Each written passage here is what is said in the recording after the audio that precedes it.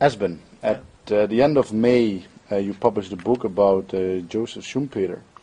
Can you tell a little bit about what is the motivation of you for writing this book? Yes, I have been discussing Schumpeter with both my fellow researchers in innovation studies and industrial dynamics and with many of my students for many years. The reason is that Schumpeter is a main source of inspiration for work in these fields, industrial dynamics, innovation studies, but also broader in the economics of growth and business cycles and major trends in the economic system and its development. But each time we discuss Schumpeter and try to learn from him, we do it very quickly.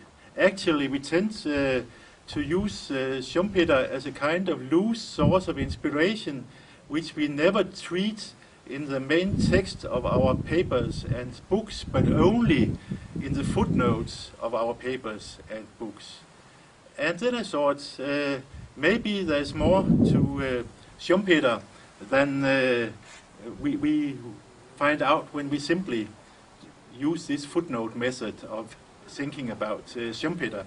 And the results showed up to be that there's a lot more to know, but that this knowledge is rather complex, that we need to study him systematically to really exploit the Schumpeterian heritage.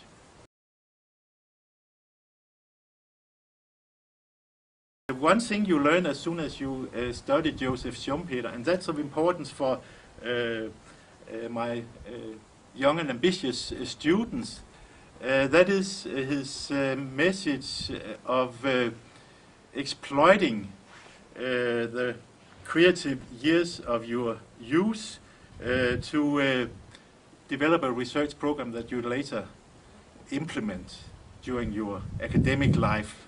And in my book, I portray Schumpeter as a young researcher, because that was really implicitly the way he wanted to be presented. As young, he developed the plan of making a kind of very strange revolution in economics.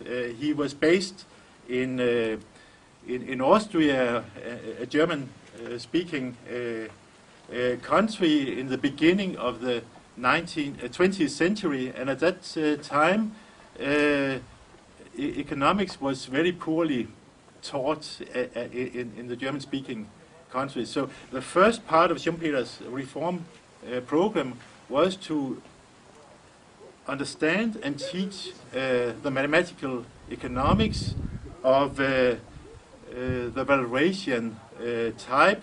That is a kind of mathematical formulation of economics in terms of a general equilibrium system. So he wanted to do that, but at the same time he provided this young guy a program which said that this type of mathematical economics based on economic equilibrium is very important, but it's also very limited. We have to study very carefully the limitations of this type of economics, and if we do so, we immediately recognize that this kind of economics cannot study the long-term evolution of the routines or the parameters of the economic system. To do so, we need to jump to evolutionary economics, and that was what Schumpeter did. So in his first book, which he wrote when he was 25 years old, he described the limited scope, but also the necessity of studying equilibrium economics. And then in his second book, which he published when he was 28 years old, he described his theory of economic evolution, which in English is known from his book, which is called The Theory of Economic Development, but really it's about what we today call economic evolution. So that's the young program. Afterwards, he had a complicated period during and after the First World War. There was, of course, a war in Austria-Hungary, which was involved together with Germany in this war, but he was against it, and he continued doing research, but he also got involved in politics, and this led him to a short and perhaps inglorious period as the finance minister of the post-war Austria.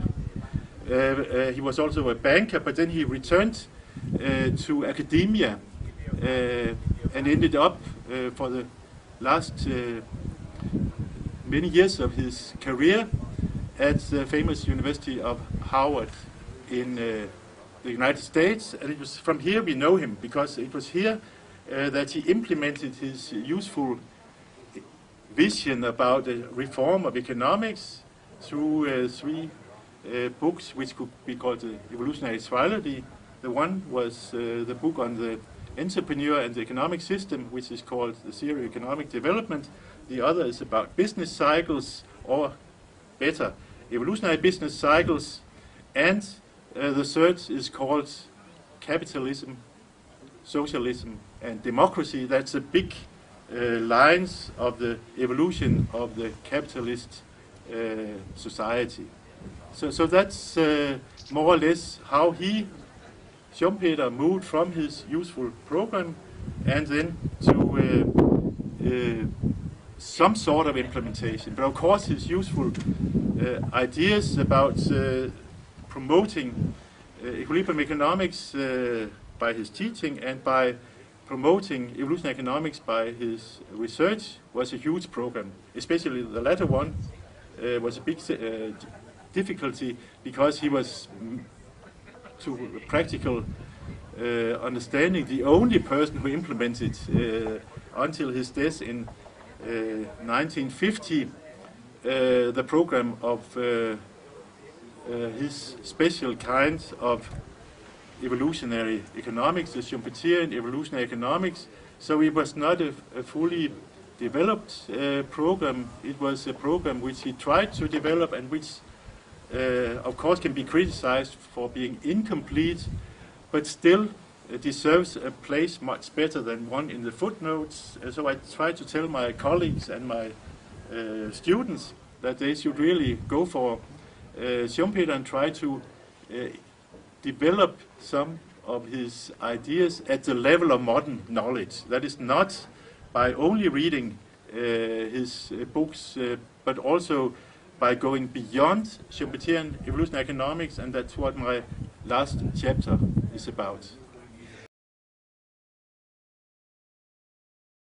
So in what way should the students of economics in general and students of evolutionary economics in particular use this book?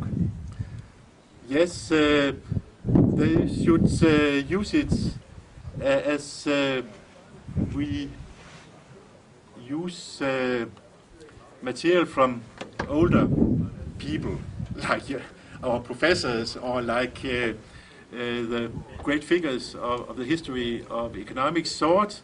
That is with care and as a source of inspiration. So I would read the first and the final chapter of this book if I was a ambitious young student, and then I would try to find out where my topics is placed and try to read further on from that.